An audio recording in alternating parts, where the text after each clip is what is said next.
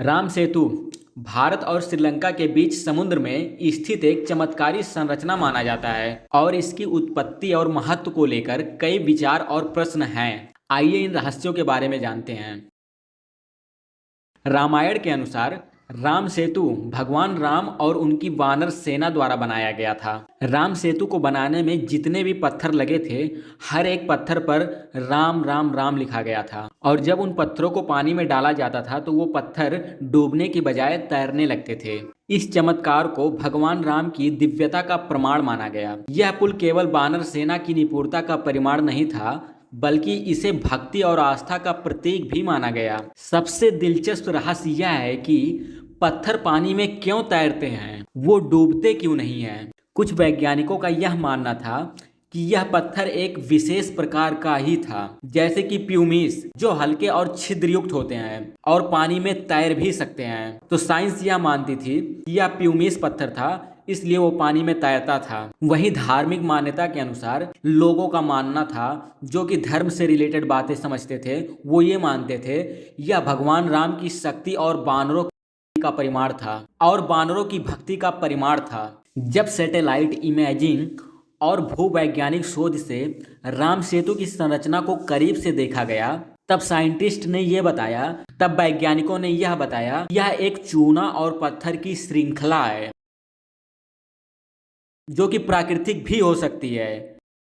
हालांकि ये भी संभव है कि प्राचीन सभ्यताओं के अनुसार इसे मानव ने भी बनाया हो या मानव निर्मित भी हो सकता है, लेकिन वैज्ञानिक इसे मानव निर्मित होने के पूर्ण परिमाण नहीं दे पाया। वह किसी भी तरीके का परिमाण नहीं दे पाया कि वह मानव निर्मित है। ऐसा भी लोगों का मानना था कि राम सेतु का उपयोग प्राचीन समय में व्यापारिक मार्ग के रूप में किया जाता था। कुछ अध्ययन में यह भी सुझाव मिला कि यह एक जलमार्ग था जो भारत और श्रीलंका के बीच व्यापार को आसान बनाता था। भारत और श्रीलंका के बीच में व्यापार करने में काफ़ी आसानियां होती थी इस मार्ग से आने और जाने में। आज के समय में भी राम सेतु हिंदू धर्म में एक पवित्र स्थल है। इसे भगवान राम के लंका अभियान की महत्वपूर्ण कड़ी माना जाता है। यह पुल श्रद्धालुओं के लिए आस्था, साहस और बलिदान का प्रतीक है। आज तक राम सेतु की सटीक उत्पत्ति, उसका निर्माण, उसकी प्रक्रिया और उसके तैरते पत्थरों का रहस्य कोई भी आज तक पता नहीं लगा पाया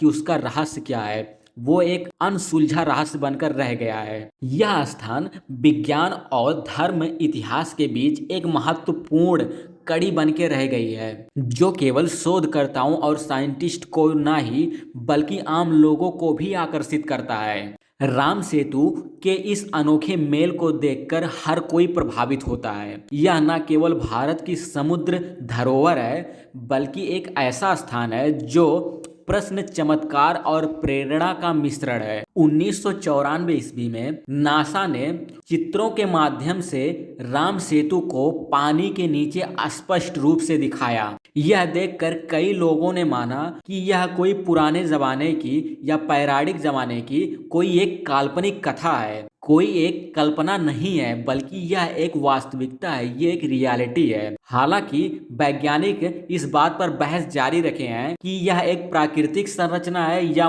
फिर मानव निर्मित संरचना है। कुछ पुराने कहानियों में यह भी कहा जाता है कि जब भगवान राम ने पुल का निर्माण किया था तो वो माता सीता को यह वचन दिए थे कि वो जल्द से जल्द उन्हें बचाने आएंगे। सीता के लिए यह पुल भगवान राम की प्रेम और दृढ़ता का प्रतीक है। एक कथा के अनुसार जब राम सेतु पुल का निर्माण हो रहा था तो पुल के निर्माण के दौरान समुद्र के जीव जंतु जैसे कि मछलियां, कछुए, केकड़े और भी कई जीव जंतु वानर सेना की मदद करने लगे। यह कहानी प्राकृतिक और मनुष्य के बीच सामंजस्य का एक अद्भुत उदाहरण है। प्राचीन समय के इतिहासकारों का यह मानना है कि राम सेतु का उपयोग सिर्फ व्यापार के लिए किया जाता था। श्रीलंका और भारत के बीच जब व्यापार करना होता था तब इसका उपयोग किया जाता था और यह पुल केवल धार्मिक महत्व नहीं बल्कि आर्थिक गतिविधियों के केंद्र भी हो सकता है। प्राचीन समय के इतिहासकारों का यह मानना है कि राम सेतु का उपयोग प्राचीन समय में भारत और श्रीलंका के बीच व्यापार करने के लिए उपयोग किया जाता था। यह पुल केवल धार्मिक महत्व का नहीं